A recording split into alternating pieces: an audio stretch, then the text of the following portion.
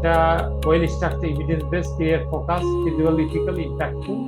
আমরা যদি complete framework দেখি step by step, research problem করছেন, আপনার প্রবলেম স্টেটমেন্টটা তৈরি করতে হয়, বিশেষ করে যেটা নিয়ে কাজ করবেন, এবং সেই অনুযায়ী আপনার বিশেষ করে এমসার যে লক্ষ্য উদ্দেশ্য ঠিক করতে হয়, এবং সেই অনুযায়ী আপনাকে ন্যাশনাল স্টাডি করতে হয়, লিটারেচার রিভিউ গ্যাপ, বিভিন্ন লিটারেচার জার্নাল আর্টিকেল পড়তে হয়, যেটা কাভার আনকাভার এরিয়া এবং সেম লিটারেচার হিসেবে আপনাকে ব্যবহার করতে হয়।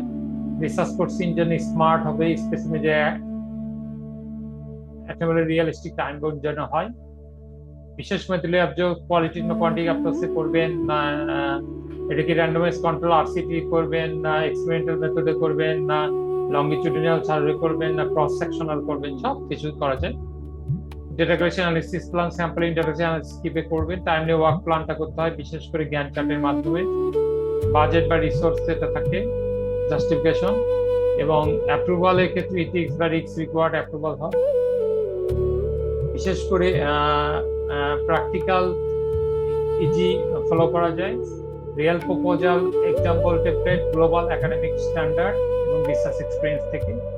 16 বছর অভিজ্ঞতায় বিভিন্ন দেশে ইন্টারন্যাশনাল কনফারেন্সে জয়েন করেছি। সে প্রেক্ষাপটে আপনার global research exploration, collaboration, publish research, বিশেষ করে আমাদের south Asia, USA, north America, Europe, Africa, middle east এবং অস্ট্রেলিয়া, নিউজিল্যান্ডের ক্ষেত্রে খুবই গুরুত্বপূর্ণ। এবং আপনারা আমার ভিডিওটাকে লাইক করবেন, কমেন্ট শেয়ার করবেন এবং আপনাদের থটফুল আইডিয়া দিবেন, সাবস্ক্রাইব করবেন। ধন্যবাদ সকলকে। আজকে